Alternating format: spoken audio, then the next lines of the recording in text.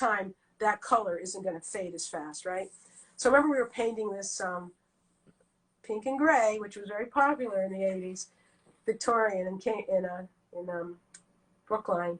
And I remember we were tinting the primer, and it was already looking pretty fresh because the primers were all tinted really close. I remember this young man who worked for me at the time said, "Is this the base coat?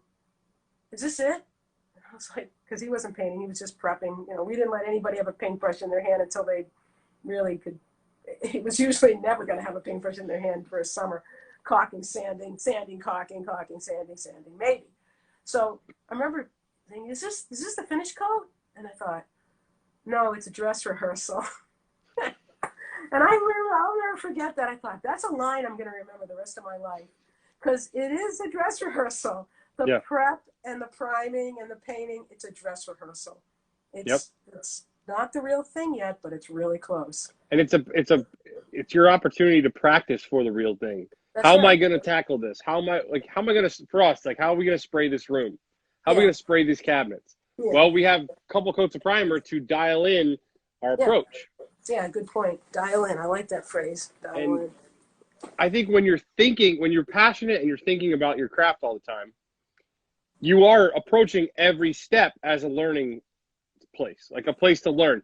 You're not just going, which I kind of was just taught, like just do, and then put the final coat on. Like, oh, we'll fix it later. Like, before I got into fine paint stuff, I was definitely taught like, just slap on the primer, slap on the first coat, then we'll fix everything, and then we'll put our final coat on. And there's so much. We don't go about it like that anymore. No, I know you don't. I've seen your work. That's such a high risk thing to do. It's also, I would argue, more labor intensive to try to go back and fix stuff right before final coat. We want to treat every coat like it's the last one because it's the dress rehearsal. I love that. Yeah, I know. I was like, I'm so smart. Look at me. Oh, this kid just looked at me and goes, "What's a dress rehearsal?" And I was like, oh. Little theater thing, man. Come on, whatever. Didn't you go to art school? What's going on? So yeah, it was cool because it really was a funny line, but in the end, it's like the dress rehearsal is so close. It has to be so close to the actual production that it almost is. There's just little tweaks that happen, but yeah, obviously primer isn't the finish, but it should be damn close. It should look freaking good, right? Totally. I mean, if you're not there by the time you're priming, something's wrong. Because now it's never going to look the way it can. So back to your question about somebody who wants to get into decorative painting, don't be intimidated. It's paint. It's paint, it's gilding, it's just materials. And like anything else, like the first time you were a kid and you made a hot dog or fried bologna, maybe it seemed like, oh no, I'm going to cook. Oh, how am I going to do that? It's like you turn on the stove, you throw your stuff in there and see what happens, And at some point, it's mud, so you have to know when to stop, right? I love it. So you have done some work with this old house, right? I have. I recently did a job with the team in, what's the name of the area? This is what happened. What time is it? I'm supposed to be sleeping, right? I did a job for them up in the North Shore recently. That was really nice. It was a graining job, actually. All the treads on the staircase were horrible. They were carpeted with shag, and it was just terrible. And they were filled with nail holes. They had probably been carpeted 1,000,000 times. And Manchester by the Sea. That's the area we did last year. And they were very nice to ask me to do graining on the treads. I worked for them 20 years ago. I did a job more than 20 years ago. Yeah, that's another story. That was cool too. I want to hear that one next. Yeah, that was fun. I was pretty like what the hell, But there I am. I'm many years into this, and they bring me on to do a graining to match the floor on the treads, and it was a rift oak, but it had like a kind of a rose undertone and a chocolate glaze. So it was a really beautiful floor. The color they came up with, a stain. I don't know. I think it was stain. Maybe it dyes and stain. I'm not a big stain person, as you probably know, but you got to match whatever's there. So basically, there was this like rift oak that it was beautiful. It had like almost like a coffee blackish chocolate stain, but underneath it was this rose brown color coming through, which was probably some of the red oak that was in there. But whatever they did, they gave me a sample and I had to match it so that all the treads leading up, there were several staircases leading up this house. Very beautiful home and very nice team, very nice people. I couldn't say enough about the group. They were lovely. But the treads were in horrible shape. There was a lot of shag in this house, a lot of shag rug. I can relate to that because my bedroom as a kid had shag rug. In fact, you know what? I think it still does. My mom's house. I said, why not? What's wrong with it? It's perfectly good. Why am I getting rid of it? So anyway, they had this carpeting pulled out, and there was a million nail holes, and the guys filled it and they painted it, and I did the faux graining, the faux bois, French term. That's mother. I only know like 5 words in French, and they're all either food or wood or paint terms. So and then I clear coated it with what I wanted to do to seal it while things were being done. And then the floor guy came in and he did several clear coats. So it was basically a pretty straightforward, simple job of graining treads.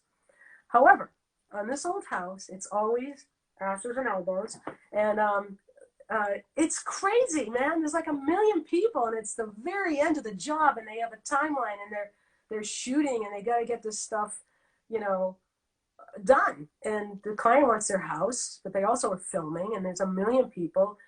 And so I didn't do the entire tread because it was getting carpeted. So I did like about 12 inches on either side and then the carpet went up.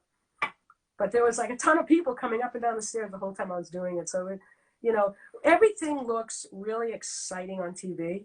Everything looks great when you photograph it and you make a video and everybody's smiling and it's lovely and nobody's complaining. But you know what? In the trades, there's a lot of times you have to be patient and courteous to other people and know that, you know what, you're not alone. We're all under stress. We're all trying to get this job done. So I guess I had to take my queen hat off and just deal. That's what I had to do. Princess. Oh, that was okay. No worries. That's awesome. But yeah, it was a cool gig. They were nice people and I got paid, which is always the most important part. Yeah. So Sonia asks, what challenges you and inspires you after all these years in your craft? Well, that's a good question. What challenges me?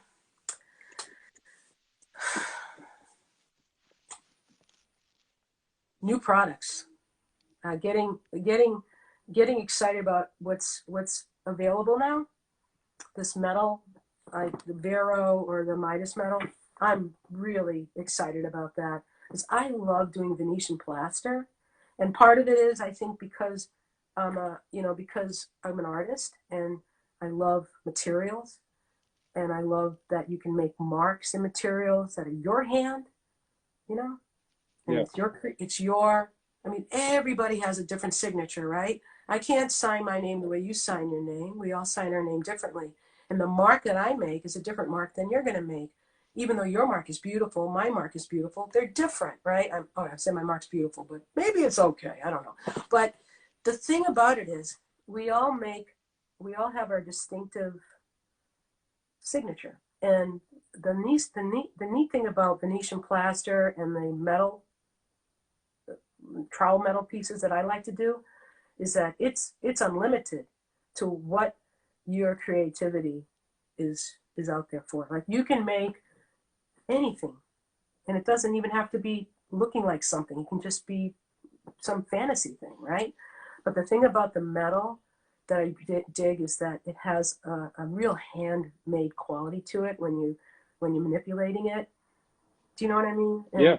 But the spray is gorgeous. Now you can have that part. I don't want anything to do with that. That has way too many areas that can go wrong, because it's such a delicate finish as far as buffing and sanding. With the trowel it's way more forgiving. But that's right up your alley. That's you, baby. We like we sometimes we like it. when you're Yeah, middle of a project frustrated, you're like, God, I wish we just did a random texture. It'd be so yeah, much easier. because one of the problems with the spraying, I think, is once you spray it or even trowel it, you can't go back and you can't really work wet on dry, right? Yeah, yeah, Yeah, it has to be wet on just keep going. Where Venetian plaster, you can do that. In fact, that's part of it, is that you're layering it. But so what inspires me, back to Sonia's question, what inspires me is materials, new people to work with, people who are excited about what they're, in fact, working with teams of really good craftspeople, that really does inspire me to work around other people who care and whose work is of a level that I want to do my best work too. I think what's not inspiring is being around people that it's close enough. Can't see it from Quincy, my house or whatever. I might use that phrase in a derogatory way, just goofing around, but I freaking hate that, man. That is the craziest thing when someone says close enough. I'm like, close enough? Well, that means you don't care. Like, it's close enough. Like, you wouldn't say that if you knew it could get closer. Why would you say that? Why not make it closer? Sometimes I get it because you're on a budget and timeline is hard. Like, you only have so many hours. I'm not talking about budget or getting meeting your money, your bid, but the next trade's coming in and it's asses and elbows, and so I guess for me it's why does it have to be close enough? Why can't it be closer? yeah. I'm being a realist, but to a Well, I certain think extent. that's what, back to how are you getting 200 an hour? Well, it's because you're not settling for good enough. You haven't settled for good enough for years. The same thing with us. And so over time, your reputation grows, your skill set grows, you keep getting better. If you don't settle for good enough, you have to get better, right? Yeah, or you become blind. You don't care anymore. Yeah. So and you shouldn't get what you're asking for. So why I know this is very tacky, always talking about dollars, but it's important for people to know, like, you know, if you move fast and you still can deliver the product and it can still be of a high caliber and everybody's happy. Part of why I can get what I get is I'm fast. I know that sounds very braggedy, but if I can do a room in a day in a 3-colored glaze by myself, that's pretty good. When I'm bidding against people who are 2 or 3 people to do that same product, they're going to take 2 or 3 days. How is it possible that they can make, I don't know, I can do what I can do. Yes, I have workers' comp and liability and health insurance and a studio and a truck. I have all that overhead. It's obvious you need that overhead. It kind of is a drag, but you need it, right? And then I'm bidding against people who have no comp, no liability. How is it possible? How are they even on this job? And then my price is okay. So I'm a winner. Hey, look at me. I still have comp. I have liability. I have everything I need. But because I've been doing this for a gazillion years, I hope I've learned to be able to knock something out in a good amount of time, or at least be efficient, right? So, do I always make the dollar I want to make? No, because I'm doing a lot of stuff that I never get paid for. There's, like a lot of homework, a lot of, like, someone will say, can you do this finish? And I'll be like, yeah, I can do that finish. Yeah, sure. Then I go home, like, I can do this finish. I'm going to figure it out, and just figure this thing out, make it happen. And so I spend several hours trying to make a finish that I've never done before, like the metal stuff, the Vero and the Midas. I've never used it before, but I ordered a bunch of stuff and played with it. And I'm like, damn, I know what I'm doing. This is great. I love this stuff. But I didn't know what it was. I didn't know how to do it. I saw what you guys are doing. I'm like, I'd like to do that. So, can I command the dollar I want all the time? I hope I can, because I'm not getting any younger. Somebody's got to retire me someday. And it's also the supply and demand, right? Like, Yeah, yeah. you And only have 2 hands, yeah, and and a I lot don't of have, people want you. right, and I don't have a crew that I'm making money on. See, Yes, that's the other thing. yes. And I know I keep coming back to this. And don't get me wrong, I love working with good people. I've been very fortunate especially over the last few months, to work with some really fabulous people. I've been very fortunate to able um, to combine my skills with some other people like Jessica and a few other people that made it possible for me to get this job done in a timely manner, but also have it done exquisitely. And I feel very fortunate, you know. But those kind of jobs, you know, they're not every job is a decorative job, and some of it is like, hey, it's COVID, we got to make a living. Let's make this happen, right? Yep. I'm not a fool. I have bills to pay, you know. But or maybe I'm a fool and I have bills to pay. How does that happen? I don't know. But but the thing is, it's like you know, if you've learned, it's like, okay, you know, this sounds crazy, but I remember thinking, like, when I was younger, I hardly paid myself. I'd pay my crew, and in the end, I'd be like, oh my God, how did I bid this? What an idiot. I never missed a payroll ever in my entire career. And I had a large crew at one point, which is, again, that's a big mistake, you know, know when not to grow. But I would always make payroll no matter what. No matter what. I lived very simply. I had a Volkswagen camper bus, 72. I lived in a very inexpensive place. Clearly, clothing isn't a big deal for me. Mostly overalls. But, you know, after some point, I started paying myself because I got rid of and not get me wrong, I loved working with other people. I loved that. But I knew I wanted to do decorative and faux finishes, and I wasn't going to be able to make a living as a regular painter, because I wasn't that kind of, I ran a systematic, very organized, it was very systematic. We did beautiful work, but I wasn't good at bidding. I was really bad at bidding. Bidding was really, really hard. I don't know how people do it. I don't know how you do it. I mean, I know there's a methodology to it probably, but I was like dum-de-dum the whole way. And then when I got into decorative painting, I knew it was me.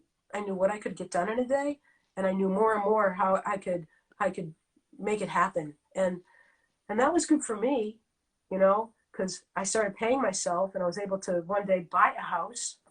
Again, a funky little house that I fixed up, but you know, my partner and I have been living in this house for, I don't know, since 92 or 3, and I've done a lot to it. One house, never bought another house, looked at one house, bought this house, and no one wanted it because it had lead paint and everything else, and I stripped it, and you know, it's like stripped it. I just demoed it and did a room a year. And if you had told me I'd own a house and a studio and have a truck that actually starts up in the morning, I would be like, wow, how did that happen? Well, it happened because, you know, I did the hard work, and I got rid of the crew. And I know that's a horrible thing to say. For me, it was important just to work for myself. So, I think that's important because there are people who that works really well for, and there are people who I find a lot of the really, really good craftspeople are really bad at business. Yeah, because I can see that. the passion for the craft gets in the way. Yeah. And it's so when you're by yourself, you can be in control of more. There's less supply, so you can raise your prices because there's only, all you have to do is keep you busy. Yeah. How much of your work comes from designers and architects versus direct to client? That's a good question. So years ago, it used to be, I'd say 80% homeowners. 80%. I would look at jobs Tuesday, Wednesday, and Thursday, because Monday people are like, no, they don't want you in their home. And Friday, they want to go out. So I would look at jobs literally 3 nights a week, and I charge a fee to meet. That's the other thing. I charge a fee to meet with people. Not a lot, just enough that people wouldn't kick my tires, you know?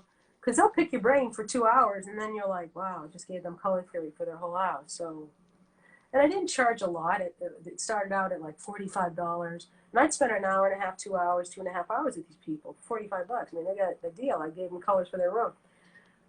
But it kept people who weren't sincere, right? So I was looking at 3 nights a week, I'd look at jobs, and these are for mostly homeowners. And I told them on the phone what average rooms cost at the time. And so they already had a sense of what it was going to cost.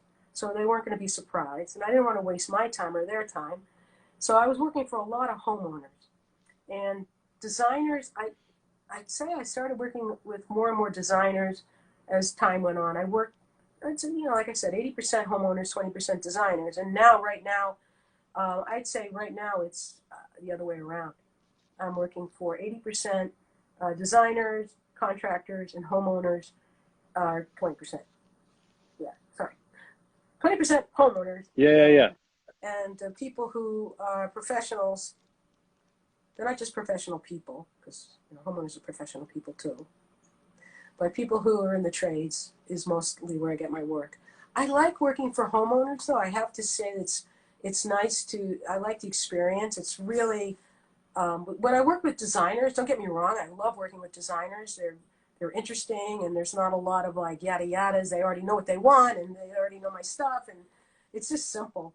But it's them between. It's like there's a difference between talking to the homeowner, and I really like to talk to the homeowner because I feel like I miss something is lacking in translation sometimes, and sometimes I don't need to know what the homeowner wants or thinks. It's just the designer. Thank you very much. I'll get what you need and do it. But I do like to hear what the client has to say because sometimes, very seldom, but sometimes it gets lost, and sometimes there's things that get done that are being done for a different reason. I don't want to say like that. Sometimes it's a financial decision. Like for instance, sometimes, like for me, designers can mark me up. I have no problem with that. They can get whatever they want on me. That's none of my business, none of my affair. Contractors, they all should make money on me. That's everybody who subs me out should make money on me. Why are they doing it? How are they supporting themselves? But sometimes they'll pick certain finishes that are because they're fatter finishes. They're more expensive finishes, and they're making a greater markup. That doesn't happen very often, but every so often I'm like, wow, that's not the right finish for here. But okay, if that ceiling is messed up, I wouldn't do that. So but that's probably inappropriate for me to say. How did you first start working with designers, and what do you have any tips for working with and maintaining good relationships with designers? Yeah, don't say that they mark it up too much. Don't say what I just Step said. one, don't do what I did. Yeah, don't say what I just did. Well, I cold called, actually. I started out by, no, Yes. I'll tell you what. At the very beginning, I got some calls from people that, oh, you did a friend of mine's home and I'm a designer or a decorator. That's another bad term, I guess, decorator. Because, Yeah, you have there to are be people, careful. yeah, but no, mostly it was cold calls. When I was younger, I would send letters of introduction, so to speak, and I made these teeny little portfolios, these little photo albums. They were so hokey when I think back, but they got the point across. And so they were like literally photo albums that I went to the store and I bought little photo albums, and I went to the photo store, when they had a place where you could get film developed, and I said, I want 10 copies of each of these pictures, and I put them in the little book, and I put them in a pretty little envelope with my card, and I wrote a little letter, and I sent them out and went fishing and was hoping that I'd catch some fish. So then they called, and some of them called, and some of them were like, who are you? But eventually they called because I did a lot of restaurants, and that was a good thing, Restaurants are, not now, but back then, I did a lot of restaurants, and people would, blah-de-blah, a lot of talking, and before you know it, somebody's calling you. I don't know, I guess. But it was cold calls. I love to hear that it was cold calls. Like, I love to hear that it was proactive, right? Yeah. I think anyone that most of the time, if you're going to find success in business, you have to be proactive. If you just, and I didn't know that forever. And I used to just think, if I do perfect work in my little bubble in a vacuum, the whole world will come find me and I'll be famous. Yeah. And that's not the truth. And I think marketing is a huge piece of what we do. Getting the word out, however you do it. Back then, you were sending stuff through the mail and calling. You were calling people and you were sending actual snail mail. Yeah. Today, you can do it through direct messaging. I do it through messages on Instagram all the time. But, success doesn't come from just like doing your thing in a vacuum. We have to go out and we have to be proactive and we have to do the work, outside of just actually performing work. There's work that goes into building up demand. Yeah. Well, see, you're really smart because you're younger. And young people, I don't know. I'm like, I'm old school, like, hello, and you're like clickety click click bang video hoo-ha, da, da. And I need to know how to do that crap because I mean not crap, but it's great because you know what, I get pulled into that. I love watching your stuff. I'm like, damn, that's good, because I love showing my work, but I'm not high tech, you know. I'm like old school. I barely, you know, I barely know how to use this stuff. I really should know how to use it because it's good. We're gonna sit down and we're gonna go over it And I'm because holding it to it. The it's gonna, audience, it's you like, get that, right? it's so easy. And just yesterday, I posted a video spraying metal, and a big PM from a big construction company sent me an email saying, "Hey, I saw that post. Can you do that on this?" Yeah, we can do that on this. Cool. But that network effect of once you get someone to follow you, now you get to talk to them. And I get to say, hey, I'm doing this thing today. And hey, we don't forget we do this. And here's what it looks like. And yeah, you're great like that. Yeah. So you know when, yeah, I need to. It's like going fishing, right? So if you don't put a lure on it and you don't cast it into the water, well, the fish isn't going to jump out and bite you, you know, and yeah, say eat me, you know. You know, it's not going to happen. yeah, So I think, you know, like being proactive is really important. I don't like to be obnoxious, although I generally can be pretty obnoxious, but I like to be mildly obnoxious. I like to be yes, like, yes. you know, this is who I am. This is what I can bring to you, because I remember calling on Patrick Planeta I was Design. He going to had a ask you, job. how do you met Patrick? So this Yeah, is perfect. so it was through a distributor of fine paints of Europe, that Phillips Paint in Concord, that I'm very close to, and they were making all this paint for some job that he was doing somewhere, and I started chatting with the guys from Phillips, and I said, so what is this? What is all this? What you're making this for a designer? And they're like, you know, you should call them. You should. I think you guys would hit it off. So I said, oh, you know, why don't you give them a happy hello and let them know I exist, and then I'll maybe follow up on that if you're okay with that. And they're like, yeah. So they did it, and then I followed up eventually because I wanted to be like, yeah, look at me, I'm all that cool. And I followed up and I said, hey, you know, my name's Iris Marcus, Iris Lee Marcus, that's me, and that's my professional name, Iris Lee Marcus. You see, it has a better flow, right? Yeah, it So sounds like you do better work that way. yeah, when I want more money, I put the middle name in there. So anyway, I told them who I was, and I said I do what I do, and I said, may I come visit you guys sometime and show you my work and my portfolio? And they were like completely open to it. And I went in and they gave me a job immediately. They had this crazy job they wanted me to do. It was the craziest job, one of the craziest jobs I have ever done. Oh, one of the craziest. I've done some crazy. The craziest job I ever did was staining creosote underneath a deck when I was a teenager. That was probably the craziest job. That wasn't very comfortable. But that's a whole other story. So the craziest job I did for them was they had these 2 paintings they wanted done. And they showed me this technique that they wanted. And I said, well, I don't want to copy someone else's technique, but I'll do a sample and I'll do something that's a little more personal. And it was these paintings that were literally 4 feet by 4 feet, that they referred to them as a pulled painting. And again, back to the shag rug. It looked like a shag rug, but it was all pulled little, it almost looked like, what are those little chocolate bits you make? Hershey's Kisses. Yeah, but the little ones, you know, that you make Tall House cookies with, except elongated. Oh, Right? yeah. So thousands and thousands of these little pulled bits of paint, thousands, and 4 feet by 4 feet. That's what they wanted, and it was like purple blue, crazy purple blue.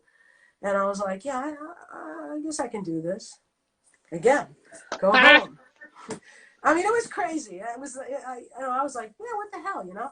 So I went home and I experimented, and I made this painting. I made a sample, and they were like, that's what we want. I was like, okay. So you know what I used? I used 144 tubes of caulking, the caulking that you put acrylic paint in and shake it up and then add a catalyst. Yeah. That's what I did. Thousands and thousands and multiple layers of blip, blip, blip, blip, blip, blip, blip, and that's the painting. And do you have any pictures of the painting? I do. It's definitely, it might be on Instagram, but it's definitely on I think it is on Instagram, actually. It's in a lobby of this super fancy building. They had all this artwork, huge collection. And I wasn't sure I wanted my name attached to it because I was like, I don't know, it's kind of wacky. And they were like, yeah, I was like, well, let's use my stripper name, you know, like Skippy Charlesgate. It's like the first dog you had and the street you grew up on. They weren't going for that. So it has my name. That's an awesome story.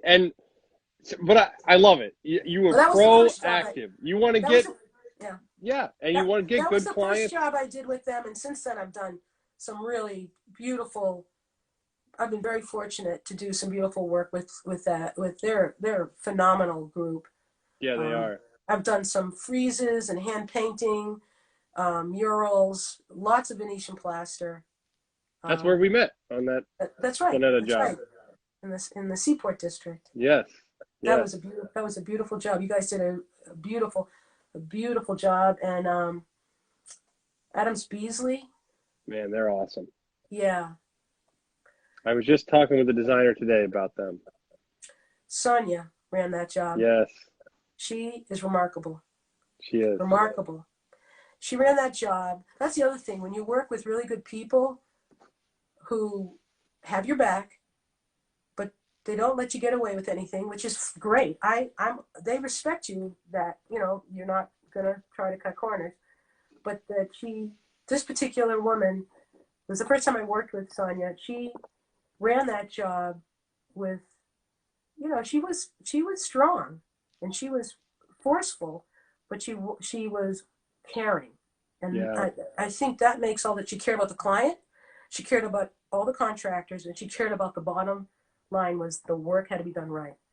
And I have total respect for that, you know. And I know that sounds like I'm tooting my own horn. I'm not, because, you know, I could have screwed up, right? Everybody can screw up, but she was very, very comfortable and confident with the crew, and that made us all comfortable and confident. I thought that was good. And I'm not just saying that to wind up somebody's shirt. She's remarkable. There's no question. We're gonna have her on the show too. Oh, that's great. She's because she has this amazing juxtaposition of like you said, caring and kind and like nice, but then also like she runs a tight ship. Yeah, and I like that. It's amazing. Stuff gets done, and it gets done well, and you know where you stand.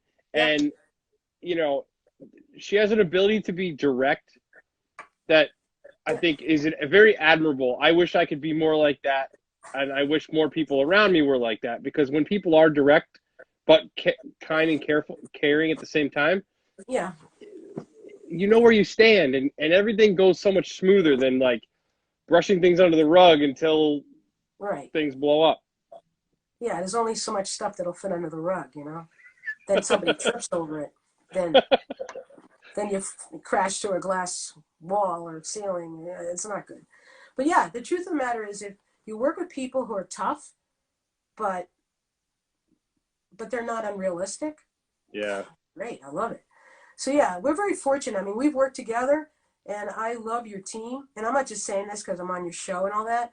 Because if I didn't care about you and I didn't have respect for you, I wouldn't be here, you know, blind. Yeah. Even though I love blind. But in the end, isn't it really important to work with other people who you respect? And, you know, in the end, it's like life's too short to work with morons. I mean, really, that can be on my tombstone. You can tell somebody. Life's too short to work with morons. Yeah. That's tremendous. We're gonna write that one down. Yeah. My aunt, my great aunt, hers is, I'd rather be knitting, but I'm going to say mine. Yeah. My great aunt says I'd rather be knitting on her tombstone. No joke. She's awesome. She was awesome. She's the best gal. But mine will say I'd rather, you know, life's too short to work with morons. Right? It's tremendous. No, I mean, in the end, no one wants to be a moron, really. I mean, maybe, I don't know. But anyway, yeah, you're right. Sonia's a hot ticket. And we're very fortunate to work with good people. Yeah. I have to say, most of the time I work with great people, and when I don't forget it. Those stick out more. That's the other thing, right? Don't you find that, and maybe some of your viewers can relate to this, the people who are the most difficult, it's like when someone hurts you, a friend hurts you, or somebody rips you off, or you don't forget those people.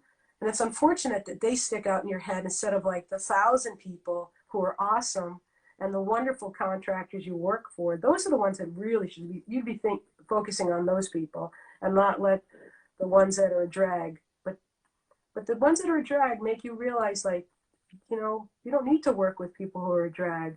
And the more people you work with who have integrity and care about their work they're doing and pay on time and have interesting jobs. Wow. That's why I think it's so important to have the supply and demand curves, to have so much more demand than supply, always. Whether you're a 50-person paint company or a single-person paint company, I always am trying to encourage people not to grow until the demand is so high. Because when the demand is incredibly high and you have a limited supply, you get to say no. And I would imagine you've said no quite often to get to where you are today. Well, there's the saying that know when not to grow. That's a really good line that I remember seeing a show on PBS years ago. They were interviewing Ben and Jerry's and these other people, and I thought, wow, that's brilliant.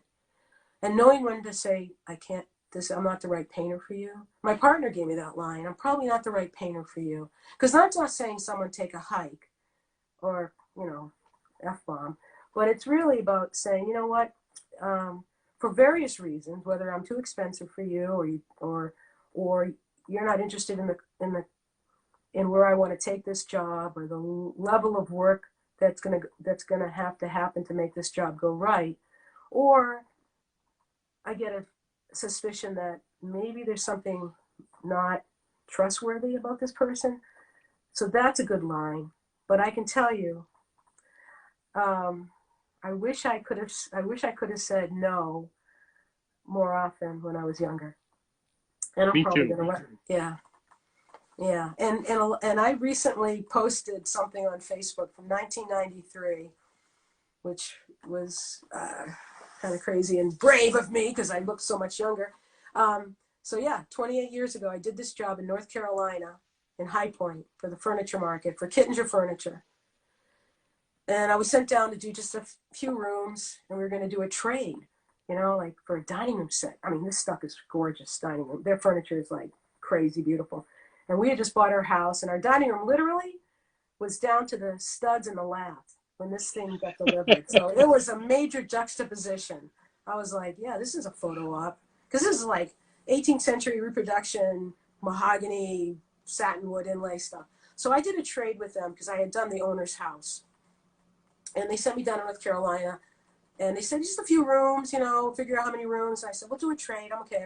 But when I got down there, they ended up doing almost the whole house. And the prep that was done already was horrendous. Every time I see these videos, I cringe because it's like crunchy, drippy, sags. And it's like, so when they bought this house, the guy who did the rehab, he did some things really well. Like he stripped all the he stripped all the wood that was quarter-sawn oak. And that was very pretty. But all the stuff that was paint grade, it was like, you couldn't even look at it. It was so horrible. It was like, big chips and dents and drips and sags. And they were like, no, we're just going to work with this. We have very little time.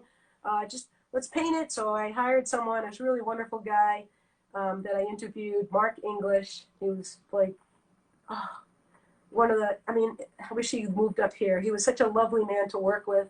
Was so open to learning. He wanted to learn decorative finishes. And I'm like, great, just watch me. Just paint and just watch me. Let's do this.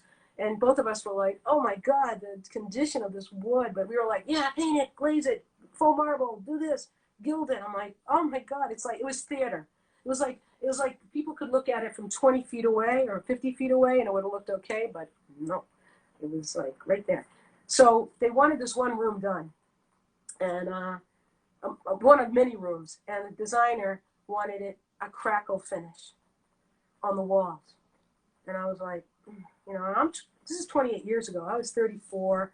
I'd only been doing decorative for about 6 years or maybe a little longer, but crackle, I've never done crackle on walls. And today they have stuff that you can roll on walls, and there's other products out there that they've changed. But back then it was like for wood frames or for decorative objects or furniture. And most of the time you'd brush it or you'd spray it. You could run it through your gun. Well, I didn't have my spray equipment with me at the time. So I was like, no, this is not a good idea. And he was very pushy, and I was young and stupid. So I said, okay, what do you want me to do? He's like, just roll it on the wall. I'm like, well, I don't think that's going to work, but all right, I'll try it. And I rolled it, and I did the overcoat, and it was horrible, absolutely horrible. I was like completely like, and there's this guy from a museum. He was there for like the whole time I was there filming me for some, I don't know, film for some museum that I don't even know. I was just like, sure, film me. We're good, whatever. So he filmed me the whole time I was doing this. And there I am. I got this crackle finish that looks like crap. And literally, it was brown with a yellow undertone. So, you know, it had a crap look to it, which might be a whole different look. I don't know. But it wasn't working. So I had to redo it. I redid the whole thing. And, you know, it came out fine. I did like a glaze with a golden thing and a little turquoise action. It was fine. It looked great. Well, not great, but it covered the mess. And I remember thinking, I will never, ever let anybody talk me into something that I think is wrong. At least I thought that's what I wanted to do. Yeah. You know? So, you know, when somebody wants something and you know that, no, it's the wrong thing to do. So that was a big learning moment for me. Yeah. Love it. I love it. Saying no is so hard to learn to do, but it's so powerful.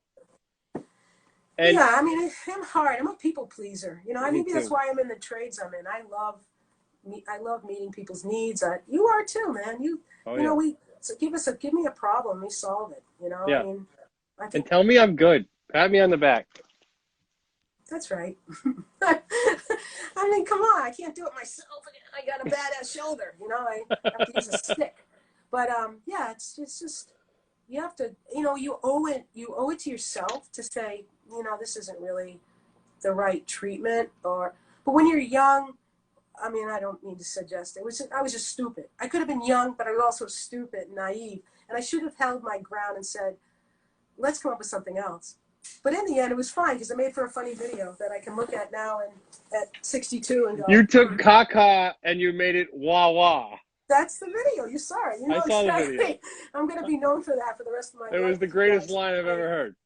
Yeah, because it was caca. Everyone should go to Iris's Facebook and watch the old video because it is tremendous to watch you fixing it, talking about it, and then you're holding the roller and it's done. It's tremendous. You know what the nice thing is? The guy that I was working with, he was a real gentleman, Mark English, that I interviewed because I said I need a helper. I can't do this by myself, and he was a gentleman and respectful, and he was like my straight man. You know, I could be silly and goofy, and he would just be like just the right timing.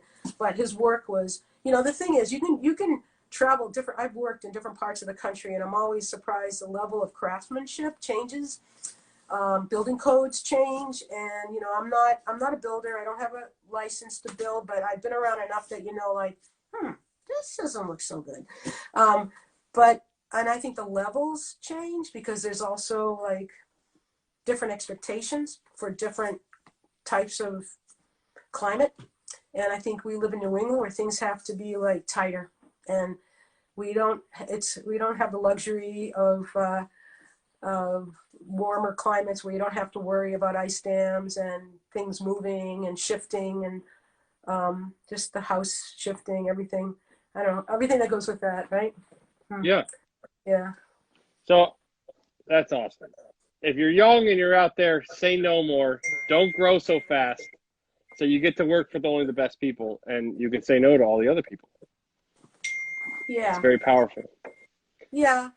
Yeah. I mean, I'm not a snob. Maybe I should be a snob. I mean, I'm a snob. Yeah.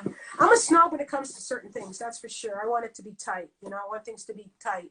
I want it to just, you know, I'm in my studio and upstairs here, and I see some cracks, you know, where some movements happened over the years, and I'm like, yeah, I should probably fix that when I have time. Right. It's in an upstairs studio where my light, yeah, like really, I should fix that. I really should because it's making me crazy. I'm not up in here very often. I do my research and I'm back downstairs in the studio working because this is like the top floor of my shop. Um, and here I am going, it should be perfect. And I'm like, that's not perfect. Who are you kidding, Marcus? Oh. But you never take care of your own house quite the same, I guess. Yeah. I tend to do nice stuff in my house because my partner will kill me otherwise because, Yeah. expectations. But yeah. Well, this has been amazing. We're not done yet, but I don't want to take up 3 hours of your time. I think we should limit it to just over 2. I'm good. But I think I might bore people after a while because it's like blah, blah. My cheeks are hurting from smiling so much. So we have to wrap this up because this has been too much fun. All right, cool. So we have 3 questions that we ask everybody at the end of every episode. All right. So the first question that I have for you is a DIY tip for people who are trying to do some decorative finishing at their own house. That's easy. Outside of hiring a professional? No. I would say as I talked about earlier, I think, first of all, don't be afraid. At some point from the beginning, mud, there's a place to stop. But I wouldn't touch your walls if I was a homeowner doing it. I wouldn't do anything until I made samples. Make samples, feel really comfortable, do a bunch of samples. Don't just think, oh, I did this sample, because you can do a sample board. Let me tell you something about sample. Let me tell you. Tell us. us. Sample boards. People do sample boards like professionals, like no joke. They'll do a sample board, but they can't do a wall that's, 15 feet, not even very big, 15 feet, 8 feet high, because they didn't do the homework, or they haven't done enough homework, or they haven't got enough under their belt. And I don't want to sound like I'm being mean. I don't want to begrudge anybody. Everybody should just go out there and have fun. Splash the paint on the wall. Take a 5-gallon bucket. Who cares? But here's the thing. If you have a sample board, the sample board can be good because it's a little 2x2 thing and you're manipulating it and you're playing, and it's not a big space. But one of the things you have to remind yourself is don't do a big space right away. Do your closet. Really, do your closet. Be a closet painter for a day, right? I don't know. And do opposite walls. When you first start out doing decorative painting, you could do a sample board, but when you're talking about a big wall, you have to know drying time, and you want to make it look like it flows, and you don't get hesitation marks and overlaps and schmutz. I mean, that's the other thing. Keep it clean. Keep a clean surface. Keep a clean area. Drop it out. Protect everything, because it's going to be messy. Decorative painting is a little messy because you're manipulating, and it's thinner, and not thinner, but thinner physically, viscous, thinner than paint. And it can be thinner too. But make samples, mask off, do opposite walls. It'll be a lot better for you because it's contained, and do a small space. Why do you do opposite walls again? Oh, so opposite, yeah, right. Why don't I say why you do opposite walls? Because that's important, right? You do opposite walls because that wall and that wall are not touching, right? It's very hard unless you've been doing it a long time, or you're good at what you do, or you're just magical, to make one wall seamlessly go to the next wall without it looking awkward or clumsy or funky in the corners, because corners are hard for people to handle. Regular painting, yeah, you're cutting and you let it set up and then you roll, whatever.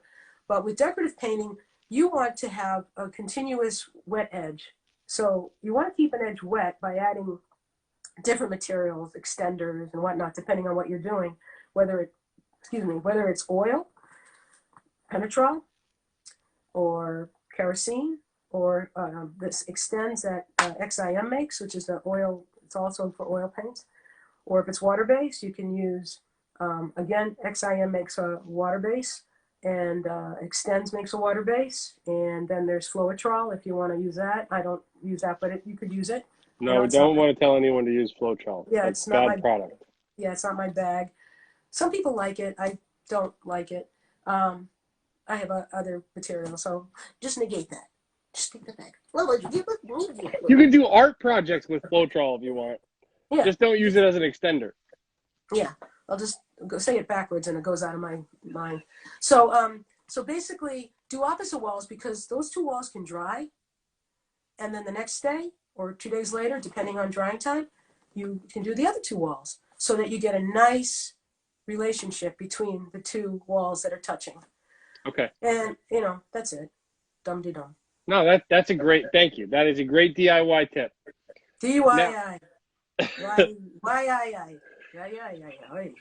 Oi, D-I. That's what it should be. Oi, you're doing it yourself. Oi, you nuts. that's a very good point. We should always highlight that. Second question is, what is your favorite piece of decorative painting paraphernalia? Whether it's a brush, a trowel, a tool, a product, you name it. What is your favorite piece of paraphernalia? Well, I have a lot of tools that I'm crazy about. I'm a bit of a tool, tools and brushes. I have a lot of antique brushes that you would like, because I know you have a collection.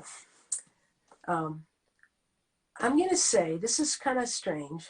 It's not strange, but I'm going to say my overalls. My overalls, where I had knee pockets put in by my seamstress, that I put these knee pads in that I got from Duluth Trading that are like memory foam. Those knee pads are really important to me.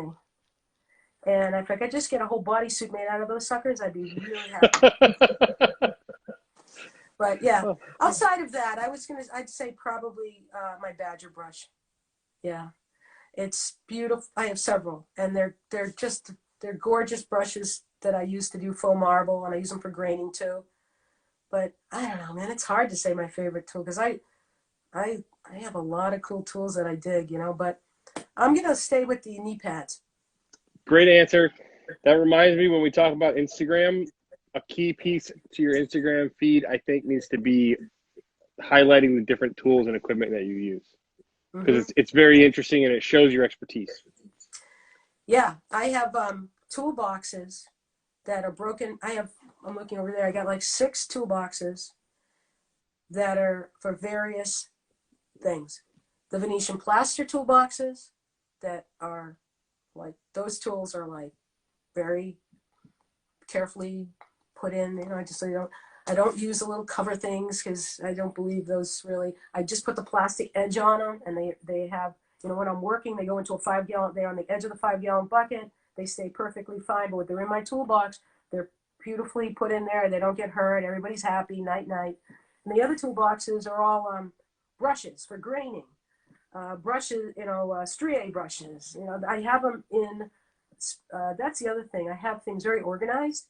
So when I have a job and I'm doing a floor treatment, I have a toolbox that has everything I need to do floor treatments, my lasers, everything, whatever I need. And I know it's in there.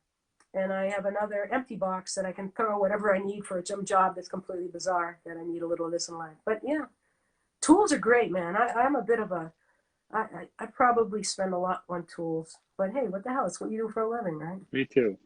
I love tools. You got All some right. good spray equipment. Yeah, we have some fun toys. There's no question. All right, so now the best question of all. We ask this to everyone at the very end. You've demonstrated your extreme expertise. You are a legend in the game. We need to pull you back down to earth with all of us normal people. So we want to hear your worst, most costly, or most embarrassing story of something that went horribly wrong that maybe you've never even told anybody about. Well, I told you about that job in North Carolina, so that was kind of a drag. I'm gonna say it's not that I've done anything that I'm embarrassed about, because I mean, that sounds crazy, but I haven't really messed anything up that it sticks in my head, except that job. I should have said no, but it was bidding a job that was really bad. It was a long time ago in a faraway land called Brookline, and I bid a job on Dean Road. It's like inch by inch, that Dean Road. But yeah, I bid a job and I completely underestimated. I was really young and stupid, and I worked. I paid the crew, everybody, and the client knew I underbid it. But I couldn't walk away from it. I couldn't walk away. I could have. I didn't own anything. I didn't have anything. The only thing I had was a school loan. That's what I had. I had a school loan. But I didn't have a house. I didn't have anything. I had a Volkswagen camper. I mean, I had Zippo. So I could have walked away going, hey, I don't know, what's my name? Change my name, change my company name. But I didn't. I stayed. And I worked, this is no joke, I worked for an entire year for practically nothing so that I could make payroll and do the job. And that was the biggest learning moment for me when I realized that, you just shouldn't get jobs. No. So it wasn't that I didn't do a job right. I can't think of one except for that one I mentioned earlier, so you can have that one. But it was about bidding. Yeah. And that was an embarrassment for me personally, and it was more like a moment of like my ego got in the way, and I really wanted this job, and I had no idea what I was doing. Work-wise, it looked great. But yeah, so I don't know if that quite answers your question. No, that is a tremendous answer. I have a whole long list of jobs like that fit that description right there. Yeah, it's a drag, but I guess if you learn from it, it's not a bad thing. Yeah, totally. So let me ask you. Yeah. I think I know what yours is. I painted the wrong house. I know. I mean, I shouldn't say I love that, but I can just see how that could happen. Yep. So can you share? I will share the story again. Yes, it's a good one. Someday I will find the picture of the house because it was the uniqueness of the house that made it so I painted the wrong house. Because I thought, how could there be two of this house? It's hideous. But turns out there was two of them. So I was working for my father. He had a painting company for a little bit. And I did most of the work during those years. And this was the days of MapQuest. And so we went to the computer in the morning. He showed me a picture of this hideous house. It had like maroon architectural shingles that went all the way down the side of the house, like to waist chest height. And there was this little section of brick below. So there was just a little soffit underneath. And so we painted the trim, which was just a soffit underneath and some windows. It was like a 3-day job. Oh, wait, you were there 3 days? Oh yeah. I didn't house? find out I painted the wrong house for like a month. But the homeowner didn't say, hey. It was a rental property. Oh, sorry, I missed that. That was the problem. So I get this picture of this ugly house. I get a MapQuest printout of the directions, and I start out on my way in the van. And so, the way the MapQuest directions get, I was probably one line away from the turn I was supposed to make. But I saw the house before I got to that last line. And I was like, well, obviously there it is. And I turned in. We got out. It was rental. It was a rental, so we wouldn't go say hi to anybody. We just started prepping and painting trim. And so we painted the house. It was like a 3-day job, maybe 4 days. Can't remember. A couple guys, 4 days. Jeez. And a few weeks later, my dad's like, hey, I thought you said you painted that house. And I was like, I definitely painted that house. And I'll never forget it. It was 4th of July. And I'm like, let's go. I'll show you. He's like, the client said you didn't paint the house. I'm like, no, I definitely did. So we get in the car, we drive, and I'm like, look. And he's like, that's not the right address. And 2 streets down on the corner, this house was on the corner, 2 streets down on the same street on the corner is the exact same house, unpainted. So we went back and we painted that house, and we tried to get someone to pay us some amount of money for the first house we painted, and they just laughed at us. So. Wow, I do remember something about that. You told me when I first met you, and you were very brave to tell me because I thought, oh, he's a very confident person. That's pretty cool that he told me. But I could see myself doing that. But how did your dad react? He was cool about it. It's ridiculous. What can you say? My dad's not he's not an angry guy, so it wasn't like he was gonna yell and scream at me. Yep, you're lucky. It was just like, oh man, all right, well now you got to go paint it. But my dad went out of business pretty quickly. I learned everything not to do from my dad. And Yeah. he was a great businessman in his other businesses. He was also an alcoholic, so he was losing it over time. Yeah. And so by the time he started a painting company, it was just, he was a guy with a lot of passion for the craft and wanted to do things right, but again, had no understanding of bidding, horrible at Yeah. bidding, and never would cut a corner. So he lost a lot of money painting. And so, Yeah. So I could relate to that because once I got into decorative painting, I was fine. I knew it was me, and I don't mean to make this all about me, but yeah, it is. when it's, you know, you're just, it's you, and you don't have a crew, and you're just doing, and I had other people doing base coat and prep. I hooked up several wonderful people that I've known over the years to say, hey, you know, work directly for the client. This is what I need. These are the finishes I need. This is what I want. This is my color. Boom, come in, look at me, da-di-da, tape it off, glaze it. I I always came in on budget. I always felt good. Not always. I mean, there's a couple jobs I'm like, oh, this could really use this. You throw some extra stuff in, but that's on me.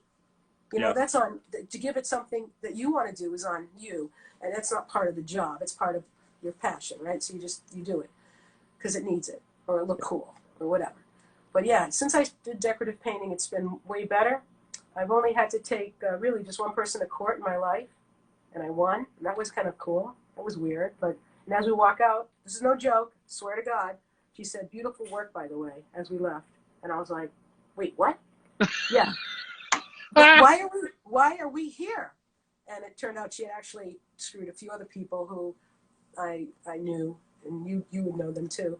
And they were like, yeah, crazy. It was like how she thought she could get a, you know, nobody's Yeah. going to go after her. I just got But screwed by a lady like that. And I'm the not going to worst. go to court because I don't want to think about this person again. Yeah, it sucks because you go in. So I write out a contract. It's probably not as detailed. It's detailed, but it's not like I'm not a legalized criminal. You know, like I'm going to do this to you, and if you hold back, I'm going to kill you. You know, but basically, I'm just like, it's all about, okay, here's your sample, sign the back of it. That's a contract right there. It's a Yep. contract, and I do write what I'm going to do and what's included. And I really believe, like most people, if you treat them fairly, they're going to treat you fairly. Nobody really wants. I don't think many people really want to rip you off. I think they want a fair price. They want really good work for what they're willing to pay for the work they're doing. You know, it's like it's all good. No one wants to really hurt you, but every so often there's somebody who makes you go, "Wow, did somebody drop you on your soul as a child? What the hell happened to you? Because, you know, this is crazy. How can you do that?" But 99.9% of the time, I work for wonderful people. And I feel very fortunate that I've met some very interesting people that have brought amazing things to my life. And I've seen things that I never would have seen unless I knew these people, inviting me to things I never would have been at, crazy black tie events. And I'm like, what am I doing at this thing? Crazy stuff that I become good friends with these people. And it's because I'm painting their house. I mean, you know, if you care about people and you're working in their home, man, it's, you got something going on there, right? Yeah. So if you have somebody that hurts you, that's very painful because Yep. you know you're an open book. And back to your story with your dad, um, the fact that you have that honesty about that situation and you're very upfront about other things as well, which um, I really regard as, it's remarkable that you can share what you share, because when you talk about your life and where you've gone and where you're going and what you've done, it gives other people, I don't want to say hope because that sounds hokey, but it inspires other people to be like, you know what, that sounds good. Why can't I do that? Why shouldn't I try to give that a shot? Yeah. Because when you take that energy that you have, right, and you put it into this stuff, Yes. Yeah. that's a good thing. It's amazing. Yeah. It's amazing. Very, very lucky. And so I have to share. You know, I can't keep it all to myself. Thank you, though. I appreciate it. Absolutely. Because it's also good for the rest of us who are in the trades or just anyone to hear a story that you know, you've built a beautiful life for yourself, and you bring beautiful people into your life, your family, your wife, your crew, all the people. There's no accidents. You surround yourself with good people, and when you do that, I think when you surround yourself with better people, like I always think I want to be around better people than myself. Me too. Like my friends don't know this yet. I think they're all being fooled, and some of you might know this who are watching, but most of my friends, I bring people into my life so I get smarter and I stay honest. I don't know, be happier. Yeah. Because it's hard to be a screw up when you're surrounded by good people. Totally. You are who you hang out with. You like, I totally believe that, and I'm always looking for awesome people to surround myself with because it makes you better. Yeah. Iris, thank you so much. This has been amazing. We'll talk soon. I hope so. All right. Thank you for giving me the opportunity to talk endlessly. Anything. Blah blah. All right. Thank you, everyone. All right. Bye, Iris. Bye, buddy.